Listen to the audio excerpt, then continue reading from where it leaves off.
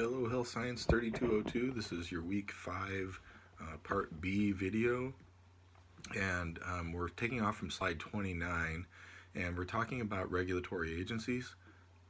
So before we were talking about regulatory policies, how laws are enacted, things of that nature, and you'll notice that we kind of broken things down into different ways. So this is going to look at the different agencies, and the very last slides will show who covers what. So with regard to regulatory agencies, the EPA is kind of one of our largest organizations.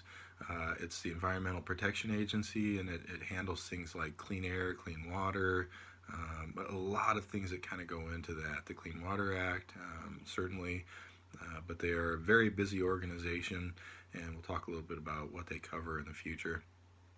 We also have the Department of Agriculture, which is very busy, U.S. Forest Service, U.S. National Park Service, two great places to work, but certainly very challenging to get into because of the nature of their job. U.S. Department of the Interior, we have U.S. Fish and Wildlife, and we also have OSHA as well. So these are just some of the regulatory agencies that are in place. We also have things like the Nuclear Regulatory Commission and things like that. So if we move on to slide 30, we have the DOT, which is the Department of Transportation.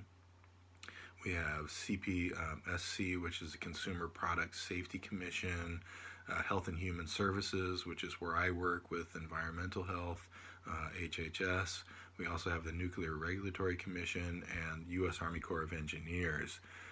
These are, just a small subset of some of the larger groups. So obviously, like with the EPA, we also have the California EPA, lots of folks working on this stuff. So with slide 31, with the EPA's organization chart, we certainly have a lot of folks that are working with the EPA. We have the lead administrators and 5 assistant administrators for planning and budget, enforcement, air and waste management. So lots of folks are working with the EPA, and many of these individuals work with presidential appointment. So they're selected by the president to cover and handle the EPA. So very interesting times right now with the current administration selecting individuals that will manage and head the EPA with their own priorities and different thoughts in regard to what should take place with the EPA. So very interesting times right now. Slide 32, this is CEQA, the Council on Environmental Quality. So definitely a fairly important group. They're a 3-member council, one acting as the chairperson, so they kind of get the seat right in the middle. They coordinate environmental impact statements, so CEQA is really important and very interesting in regard to, if you look at like the Dakota Access Pipeline and the process upon which CEQA got involved and tended to stay kind of out of the more important decision-making processes with regard to DAPL. They will assist in environmental legislation, the environmental effects of government policies and looking at how those things will affect the environment, and they also prepare an annual presidential report, which is always interesting to read. On to slide 33, we have the Office of Science and Technology Policy, which is within the executive office. So a lot of these probably are sounding familiar with you because you've heard them pop up on the news here and there. And these are the presidential advisors on scientific and technological matters with national concerns, including the health of the environment. So these individuals are really in the hot seat these days because they have an executive office that really isn't too keen on scientific knowledge and scientific data. So it's been a bit of a challenge for these individuals to just keep their jobs. On to slide 34. Consumer Product Safety Commission, which is independent. They seek to really reduce unreasonable injury that's associated with consumer products, and they will basically make a voluntary standard that they want individuals to follow, and they can perform recalls for corrective actions with hazardous products that are on the market. So certainly these can be toys, they can be food, it can be all kinds of stuff like candy from China, things like that. They also conduct research on consumer product hazards. They can establish standards and perform bans on certain materials and foods and things like that. So a very interesting job where you get a lot of opportunity to kind of think outside the box. 35, Public Health Service, which is within the Department of Health and Human Services. They work with states and communities to develop local health resources, conduct medical research, and oversee public health functions on particular environmental health interests. So again, a very important group of individuals working within public health services. So they stay pretty busy too, really kind of trying to make sure that the health departments are moving in a good direction. So with coronavirus, obviously, these individuals have been very busy. On to slide 36. Centers for Disease Control and Prevention, the CDC, is charged with protecting public health. They have 9 major offices, one being their epidemiology office. They have internal health, lab improvement, prevention services, environmental health, occupational safety and health, health promotion and education, professional development, and infectious disease. So CDC is very, very busy. And so as you remember, CDC, Centers for Disease Control and Prevention. So they are very busy. They're working for disease control, and they're also working in the process of prevention of disease management. So very important stuff. Slide 37, which is the FDA. They're protecting the public health from not just bad food, impure, unsafe foods, but also drugs and cosmetics and other possible hazards like radiation. So the FDA they kind of cast a wide net, in that they're working with food, but right now I can imagine how focused they are in regard to trying to assist in the process upon which we develop a vaccine for coronavirus. So very important stuff that falls under the purview of the FDA. So they work with drug development, research, they develop standards for medical devices, veterinary medicine, biological products, and then they study the biological effects of toxic substances and chemicals in the environment. So very, very critical, vital stuff coming out of the FDA. Slide 38, which is the Fish and Wildlife Service. This is within the Department of the Interior, and they have jurisdiction over endangered species, so the ESA, Endangered Species Act, marine mammals, wild birds, inland sports, fisheries, wildlife research. They monitor biological effects of pesticides, metals, and pollution. They maintain wildlife refuge, livestock predation, environmental education. So they're very busy. A very interesting group and an extraordinary effort that they take in regard to protecting specifically endangered species, but so much more. On to slide 39, the BLM, which is the Bureau of Land Management. This is also within the Department of the Interior. They manage the nation's 341 million acres of public land, which much of it is in the east, in the west, in the western area. So a lot of public land that's, like with the Grand Escalante staircase and things like that. So they deal with timber reserves, minerals, rangeland specifications, and vegetation, which is a real challenge. So you've probably heard a lot about the wild horses and the interactions that they're having with range management, and how are the best ways to deal with that. And some of them are kind of dicey. But they also work with endangered species on the BLM public lands and energy resources as well. And in addition to that, watershed protection and things of that nature. Slide 40 is the Office of Surface Mining, Reclamation, and Enforcement. These folks are very, very busy, mostly in places like North Dakota, South Dakota, Wyoming, things like that. And they're also within the Department of the Interior. And they are looking at assisting states in developing programs to protect community and environment from the very harmful effects of coal mining. So you can imagine, like in Virginia, the Black Hills, in South Dakota, places that coal mining is very specific, that where coal is king. These individuals are working very hard to protect against things like slag and water ponds, runoff ponds that are inundated with the spoils from coal mining operations. On to slide 41, National Resources,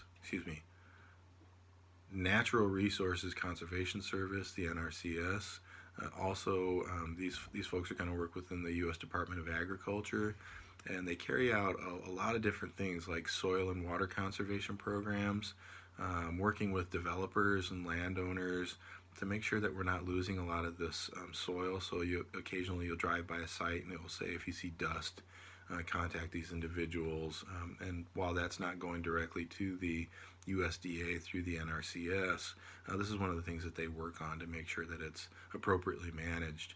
Now, we get a lot of dust and agricultural pollution that goes into the environment, and that falls under the purview of the NRCS. So on to slide 42. Slide 42 basically shows just the life cycle of legislation, and you can look through this. There won't be any test questions specifically on it, but as you can see, it's quite a convoluted process. It's a flow chart that can be a real challenge to try to follow. Slide 43. So again, we're going to do something a little bit differently here. We're going to break down what act is covered by what agency. So if you look at the General Protection of the Environment, these are all going to fall under the purview of the EPA. So this includes NEPA, which is the National Environmental Policy Act of 1969. But it also it's going to enforce the Toxic Substance Control Act of 1976 and the Pollution Prevention Act of 1990. Now, certainly the EPA covers a lot more than this, and we'll jump into those slides here as well. Slide 44, this is also under the EPA, the Environmental Protection Agency. And so you can see with regard to the air, that is going to be managed by the EPA. So the Clean Air Act and its amendments, which came about in 1970, this is going to set standards and specifications for air pollution, all covered by the EPA. On to slide 45, water. Again, the EPA is going to be working with water, so with the Clean Water Act and its amendments in 1977, but also the Safe Drinking Water Act of 1974 and its amendments in 1996. So the EPA is very, very busy. With food on slide 46, you have the food that's primarily going to all be handled by the FDA, the Food and Drug Administration. And so the first component of the FDA is going to be looking at the Food and Drug and Cosmetic Act that came about in 1938 and the Food Quality Protection Act of 1996, which tightened regulations on raw foods. But certainly the Act in 38 is very broad in its scope and what it manages in regard to additives, contaminants, and hazardous substances in food. On to slide 47. So pesticides, which are also managed by the EPA. So 47 we had FIFRA, and in 72 we had its amendments, which were more stringent. So this is the Federal Insecticide, Fungicide, and Rodenticide Act of 1947, also managed by the EPA. Slide 48, solid and hazardous waste. So again, the Environmental Protection Agency, from the Solid Waste Disposal Act of 65, RCRA in 76, and again, RCRA has nothing to do with recycling, so please don't think that it does. But we also have CERCLA, which became SARA in 1980, 1986. That's the Superfund Act, which is designed to clean up and place blame for gross polluters in the past. And then the Emergency Planning and Community Right to Know Act of 1986 that says if you spill something, you have to tell people. If there's toxic substances in an area, you have to tell people, and that's in the annual report. On to slide 49. I just love these photos. These are really extraordinary.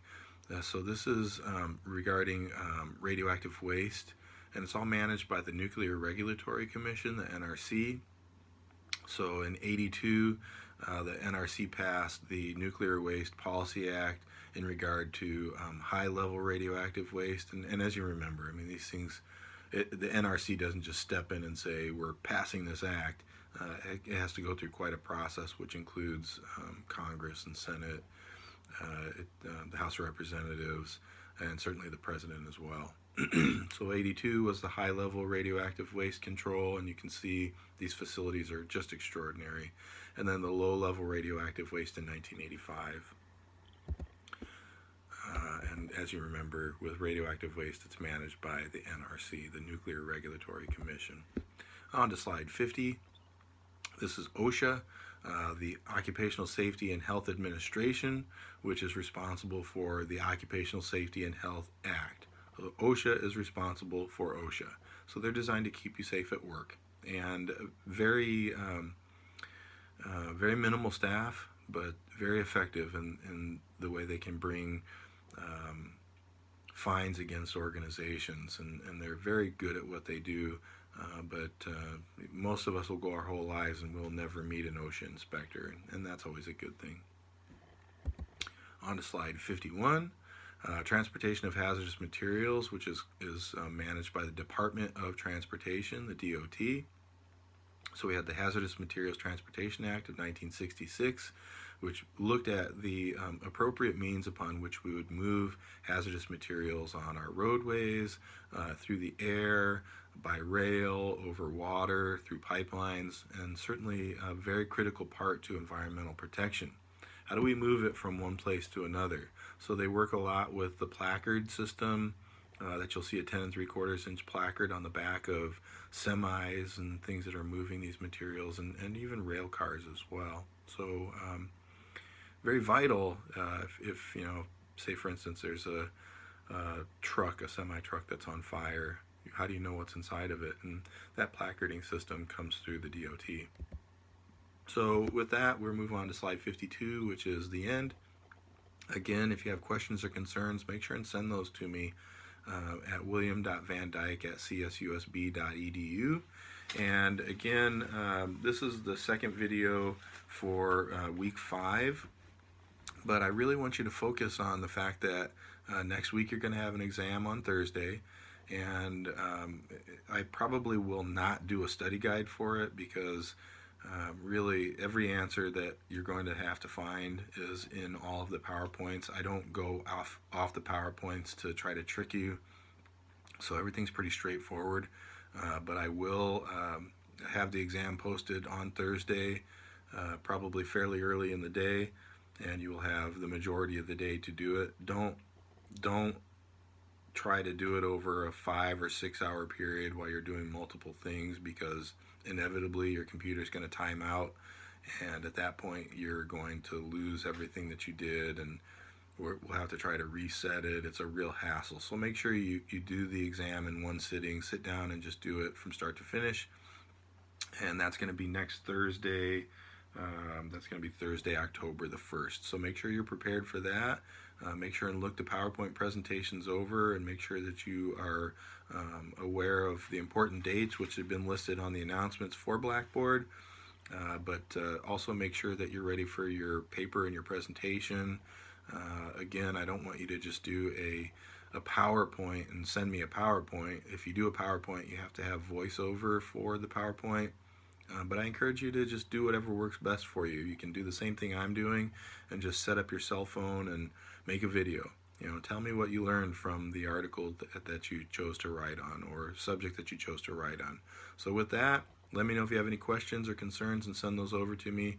And have a wonderful week, week 5.